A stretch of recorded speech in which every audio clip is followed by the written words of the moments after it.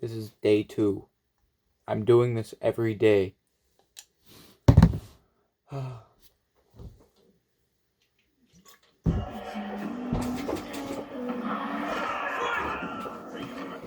No, run.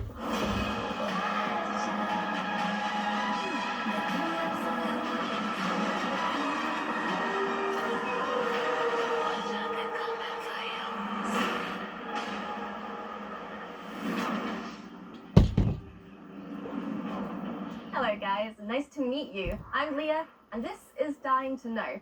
If you're dying to know what's going on in the world of Dying Light 2, then you're in the right place.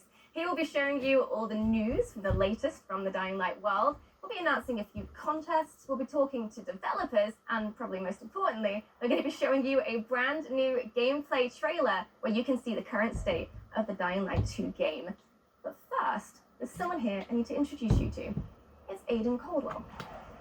I'm a pilgrim, an outcast, roaming like a Japanese Ronin or an Old West desperado. My past is dark, but my future has a tiny, dying light at the end of this tunnel. Hello, guys.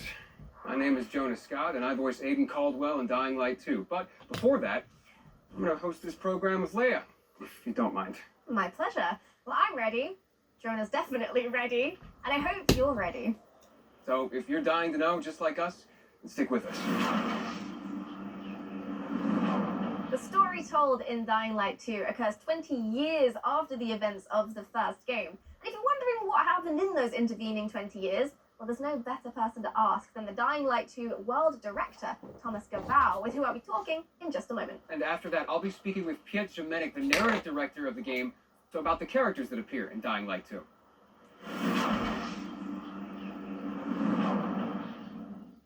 Welcome to the show, Thomas. So the first question I have for you today is, do I need to have played Dying Light 1 to sort of understand what's happening in Dying Light 2?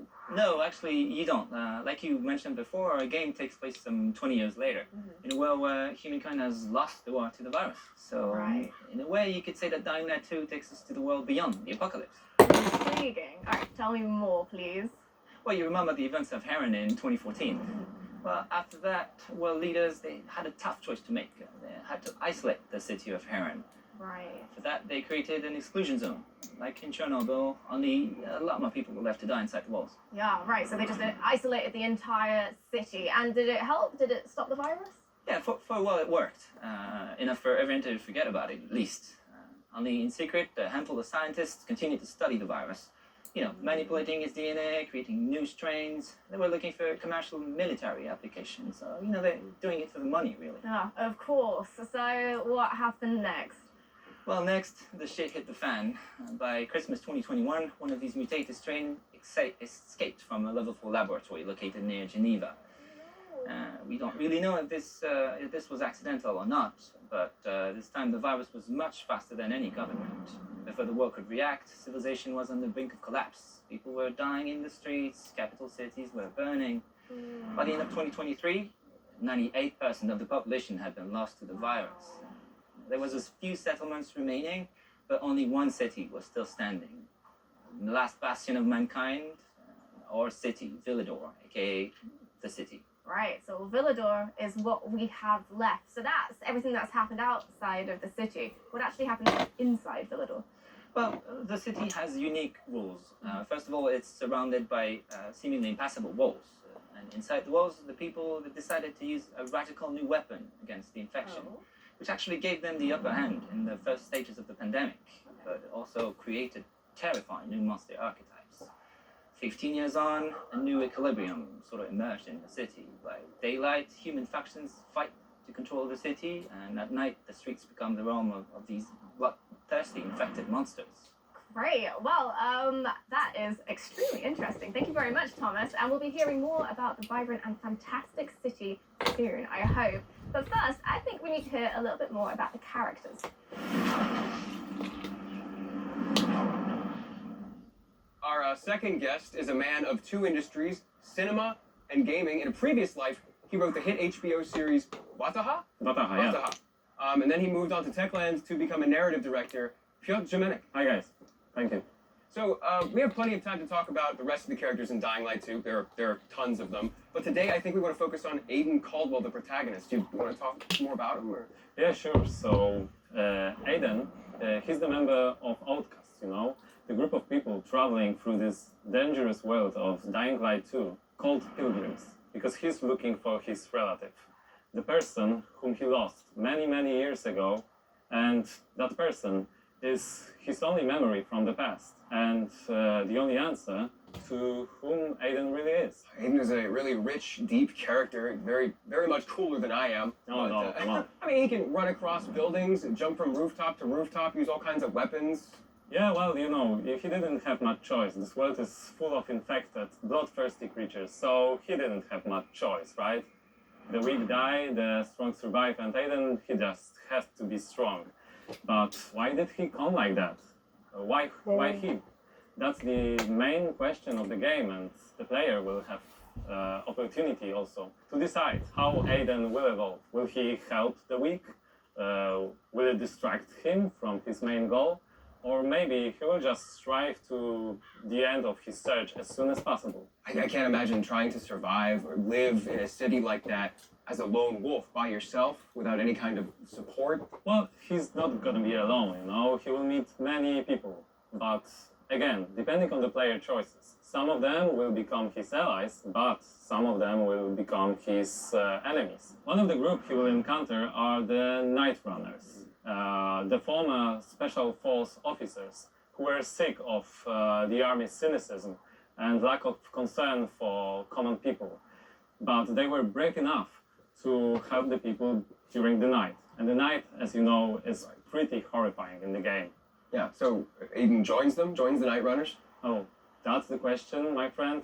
The player will have to answer too. I won't spoil the pleasure of discovering Aiden's actions and true motivations, but what I can share with you is the fact that we really put big effort to make this character and many others complex and multidimensional. But there is so much more to be discovered during the game. That's fascinating. Can't wait to learn more. Thank you so much, Pierre. Thank you, thank you. So before we watch the gameplay trailer of Dying Light 2 for the first time, we need to talk about something which is basically the center of the Dying Light universe, which is The community. Over the past few years, Dying Light has amassed over 23 million players and a 95% positive review rating on Steam. which in Steam Talk is overwhelmingly positive, so bravo. We'd like to take a few seconds and thank you guys. Thank you all for being on this journey with us. Thank you for sharing your love with others of Dying Light. And thank you for these great moments spent together. Dying Light 1 has some amazingly creative fans, which is fantastic, pardon the pun, because we're going to be starting a brand new contest which will combine your love of Dying Light with that same creativity. With the release date of Dying Light 2 drawing ever closer, we'd like to extend our hand and invite you to make the community a little bit bigger. If you find yourself skilled in the ways of visual arts, writing, or costumes and cosplay, please join the Dying Light universe. So check out dyinglightgame.com/contest, and if you win, there's a fantastic monetary prize on the line. But also, there's some other great rewards you could be with a chance with winning as well. Like Platinum Edition of Dying Light. Look at this. This is the finest edition of Dying Light ever made. This is the Platinum Edition of Dying Light. This has every bit of content ever released for Dying Light in one place. It's massive. I mean, look at it. For those of you who haven't experienced Dying Light yet, we are introducing Dying Light 1 Platinum Edition. It's the biggest and most complete edition to have ever existed. And we're offering it to you now at an historically low price. All the content, lowest price. There's literally no better time to buy than now, and you can get it on Steam, Xbox, and PlayStation. Get your Platinum Edition of Dying Light now. This is the best offer, like, ever. I guess we don't have time to go over everything that's in the Platinum Edition, but it is everything. This is how it looks.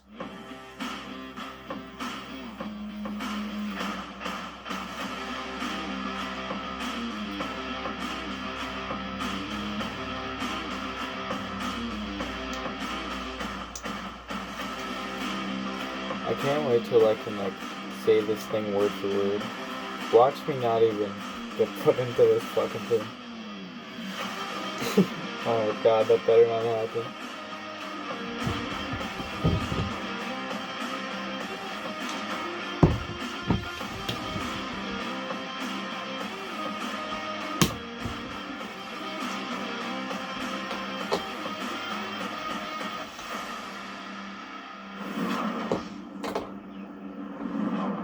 Okay, so I'm excited because you guys are in just a second gonna see the official gameplay trailer for Dying Light 2. And then after that, we're gonna interview some of the devs that made it possible.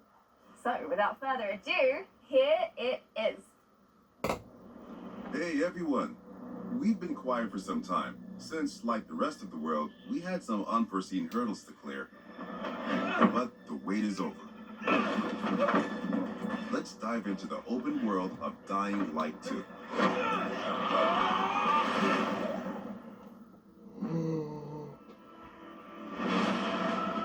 The last slice of Dying Light 2 showcased the mission from the main storyline. You get out of those fuck. You saw how your decisions influenced the narrative and notably changed the environment. This time, we want to give you a broader look at the game and a sneak peek at some of the things we'll be talking about in upcoming months.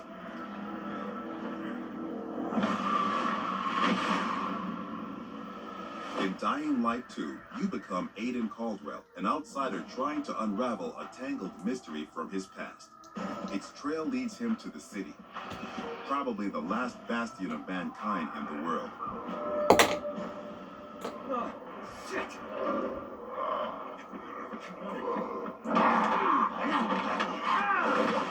At first, you feel like this intense, brutal place will tear you apart. But then you meet the Night Runners, veteran survivors who help people in better days. By the way, I'm Hakon. You were a night runner. You used to help people, remember? My runners are gone. Finished. A myth. And although it's not entirely clear you can trust them, you need allies in the dark.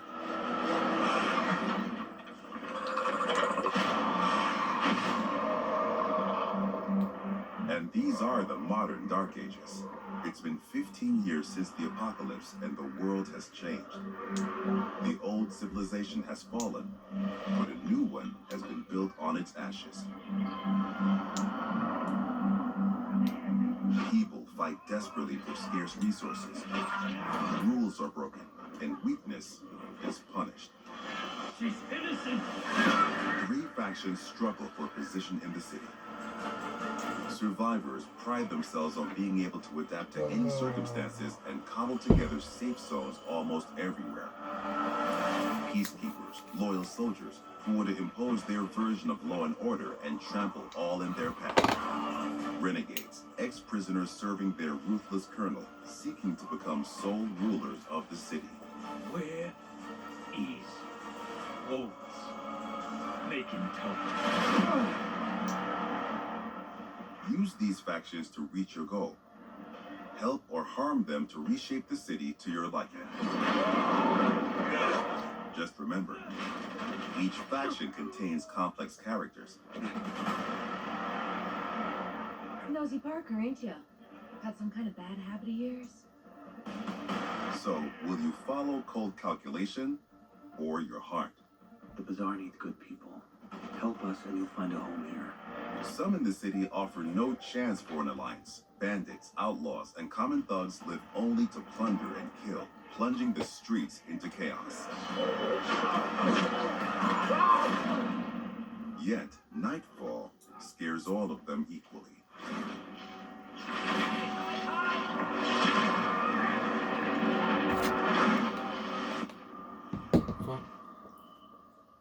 Darkness changes the rules of the world. As the light fails, monsters crawl out of hiding to prey on the poor souls caught outside. I saw that there's 2 DLC packs coming in for this game, or like, I'm pretty sure that, I know there's 1, I don't know if there's 2.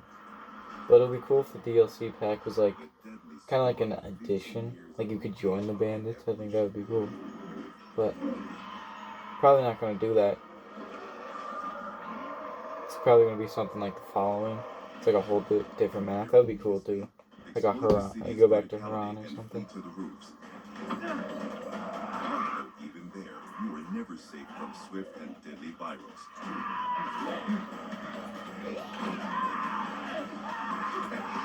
Or even greater threat.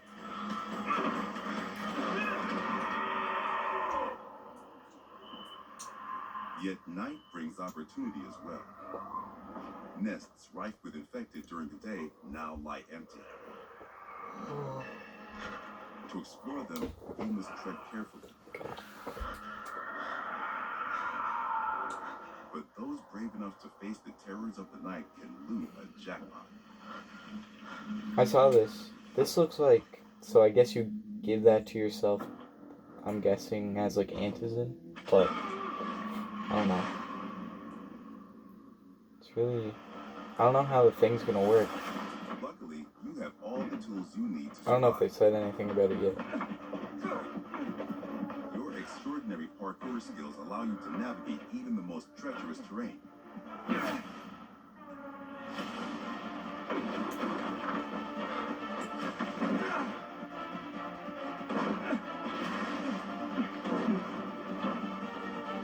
On the roofs, you can count on your parkour acrobatics to save your life. Looks like they've Often, upgraded the you have to face your ragdoll. enemies head But on, I and then don't you know, have to be maybe smart, not. resourceful, and determined. Oh, the magnet. We've worked hard on the essence of our combat, making sure swinging a big, meaty weapon is fun, satisfying, and well executed. So this makes it sound like there's gonna be builds, but I don't know, because you can like go parkour to a way or just like fucking brute. It's up to you if you focus mostly on mobility and parkour, Yeah. or aggressive, blunt force combat, or a crafty approach where the tools you've created get the job done. Every Also, ability you can you see learn that there's will be like a game different changer, outfits that he's possibly wearing, a because new one's favorite where he's weapon. wearing gloves and then one's where he's not. I know there's like a legendary Things move skin or fast something and you get quick from the in Ultimate Dying Light Edition. 2. Each moment matters. Each move could mean triumph or defeat. Choose your actions and friends carefully. Everything you do in the city can reshape the gameplay environment, change the course of the narrative, and decide the fate of the city's residents. But most importantly, you decide your own fate as well. Yeah, I don't know how this is gonna work. Make sure I don't know if it's gonna be to like stay Crane, where it's just human. like story based, or if it gets implemented into the free roam. I think that would be cool. Extensive post-apocalyptic world, and I really like that divisiveness. You know, the life on the roof and then death on the streets. Yeah, like the intensity of the day and the night cycle together. It's almost like Dying Light 2 is two different games put together into one. Yeah, like despite that, despite all the brutality going on the ground floor, there's something about like the rooftops and the plants. It's cozy. Yeah, I kind of want to be there. But it does feel like every decision is vital. Like your choices 13 actually more do have minutes. some consequences. Choices and So we need consequences are 15 incredibly vital to Dying Light 2's gameplay. And we're going to interview some devs and talk about some other very vital gameplay mechanics. Our next guest is Adrian Pisa-Shizevsky. Hi. Welcome, and that gameplay looked awesome. I know we can't wait to get our hands on it, but congrats. Thank you for sure. It looks like you guys have a very unique world and a very unique game. Where y'all get your inspiration from? Oh, that was a research. We did a deep dive into the history of our work, and we found repetitive patterns. We found that people use the same behaviors in the past after the fall of civilization or after the fall of the nation that's supposed to be a backbone of our world.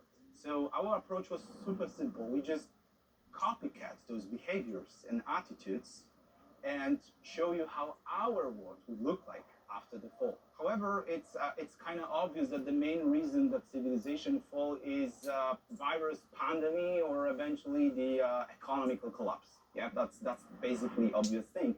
But it's even darker if you connect those things with the research we did at the beginning of the production. So people will question everything. They're gonna blame everything and everyone that's supposed to guide us in our lives every day. So they're gonna blame governments, they're gonna blame law, they're gonna blame science, or even religion. Some people might ask themselves that where was God when it happened to us, basically, you know? So I feel that all of those things together creates the sensation that it's a giant step backward for our civilization. So, Dying Light 2 has a subtitle, Stay Human. What does that mean? Well, it's super hard to remember those values that makes us human, so like compassion or support. So the entire fall, that those dark times we have, is a big test for everyone. And I think it's even harder test because to stay human, people would sacrifice what's the most important for them, or sometimes risk their lives. Wow, so that's like really intense. And there's like the obvious like double meaning to it, which is what I was thinking. Stay human, don't become a zombie. Yeah, but one disclaimer: those are not zombies. You know, those are infected people that turn to be a monster. They just crossing the line, you know, and then turning to be a monster, you know, because in Dying Light we all infected. Yeah, we all wearing this biomarker, you know it, and you're wearing this, I'm wearing this. That's a watch actually, but you know that, you know. So that's the thing. So the challenge is to not cross this line at all costs. So that's the biggest challenge of staying human in this meaning. I see, yeah, not zombies. Not zombies. Not zombies. At all. People have crossed the line. Right, well, fascinating. Thank you so much, Adrian. We're definitely going to be hearing from you again soon. Yeah, thank you so much. We have with us Katarzyna Tarnacka, the environmental art director. Hi. And we have game designer Michał Dvořák. Hello. 10 more minutes. So, choices 10 and more minutes. consequences. The player has to make a choice, and they have to experience or endure the consequences. What does that mean?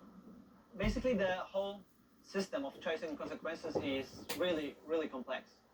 I would say the best way to describe it is that the player is making the decisions based on 3 layers. First one are the choices that you do during the main story missions. And those big changes are actually can change the whole game or even how the story ends. The second layer are choices that you do while the quests. And those choices can actually influence the mission itself. And the last one, the last layer is so-called city alignment system. And I, as an open world game designer, would like to focus on. Please do, go on. All right, so water and electricity are basically a key to survive in every world.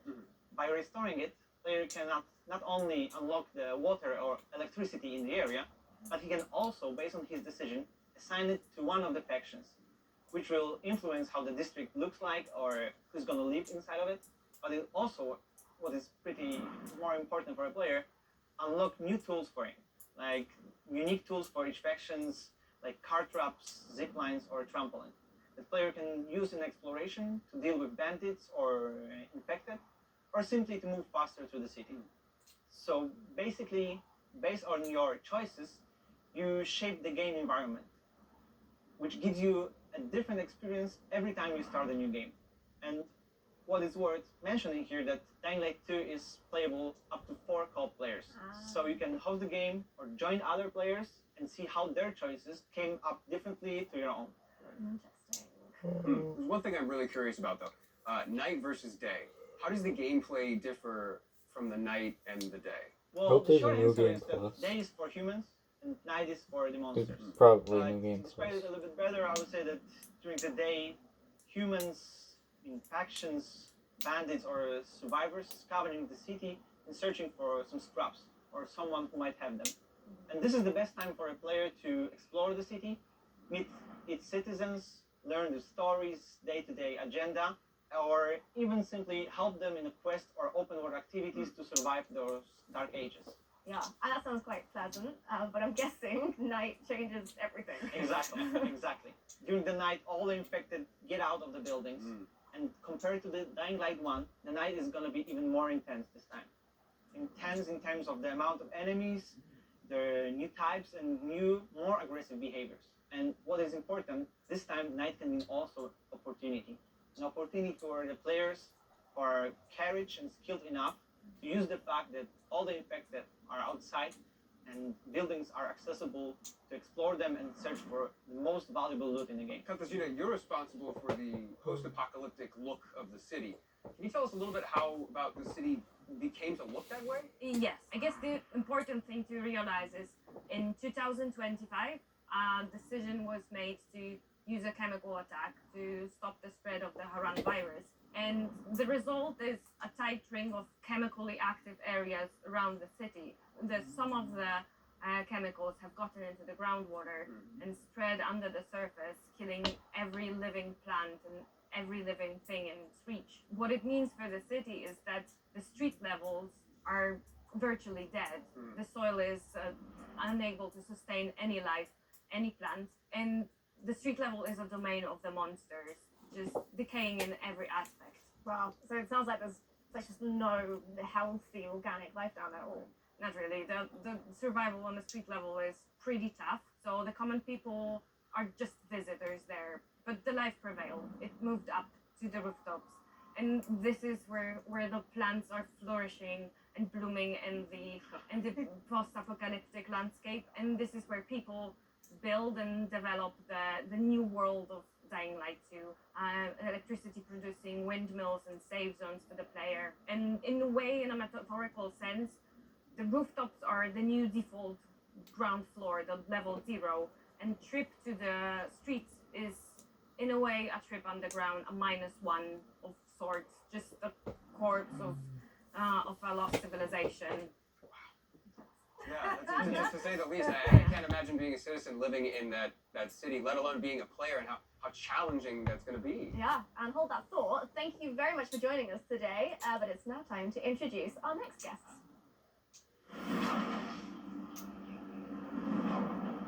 With us now are Bartosz and Peter. And guys, I have one question about the open world in Dying Light 2. How big is it? It's pretty big. We know that. Can you tell us a little bit more? Yes, of course. The map in Dying Light 2 is divided into 2 huge regions and several zones. Okay. There are plenty leftovers from the lost civilization for you to scatter. But we didn't want our players to perceive the map only horizontally, so we see the map as a multi-level 3D world that supports your traversal and helps you solve parkour puzzles. Yes, in-house we call it multi-layer open world exploration. And you know, the movement system from Dying Light 1, we remove every restriction from the player. You can move everywhere you want, how you want to do it. And when I think about it, I think that was a big challenge for us to create the geometry that supports all of that. And we did it, and I think we did it well. Doing the same thing in Dying Light 2 wasn't our goal. We want to make one or more step forward to surprise the player expectation. That's why we doubled the number of parkour moves. Doubled, and I mean, it's not like there was a shortage in Dying Light 1, so what? Yes, the iconic Dying Light 1 parkour is essential there. We improve it. We double the number of parkour moves. The players will see over 3,000 different parkour animations, from the basic move, to the tricks, to the small little tasty details there that you can see. Okay, well, unfortunately, I'm going to have to stop you there, but don't hate me because in the next episode, we're going to be talking more about parkour and how the team have managed to make an authentic urban running experience in Dying Light 2. Thank you guys so much for the information. Bartosz, Peter, it's been a pleasure. Thank you. Thank you very much. Okay, so the last and arguably the most important question I'm sure you have is when is I hope the this release does not date? get That's a delayed. very, very, very, very This got important question. announced in Luckily, 2018 we have or the 19. answer. And that answer is Think. the 7th of December. Waited years to say that out loud. And now that we know the release date of the game, it's time for you to go pre-order it. Go to dyinglight.com/pre-order, select your platform, and then hit pre-order. And there you go. Congratulations. You just pre-ordered one of the most anticipated games of this year. Go you.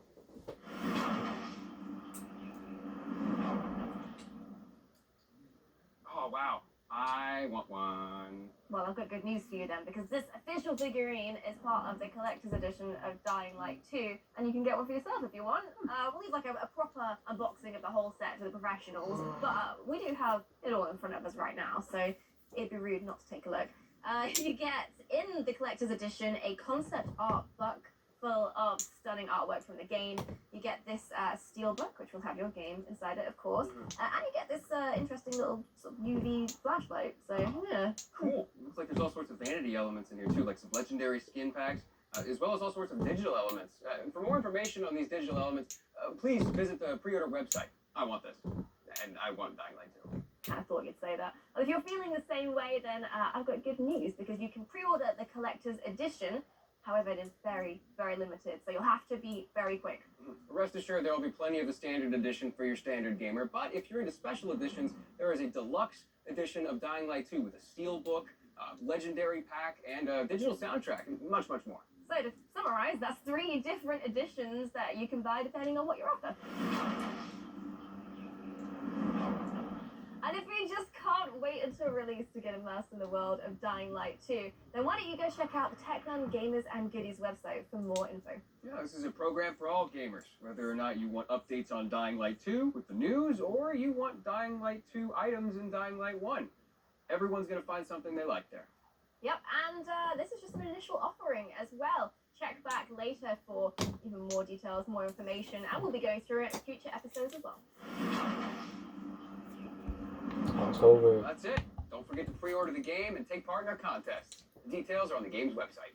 This And is the here's a second sneak day. peek at the topic of the next episode. How many am I have Thank to you for do? watching. How many am I Stay gonna safe have to out do there. to? Bye. See ya.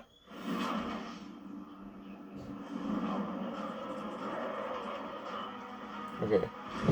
I think it's safe to call it there.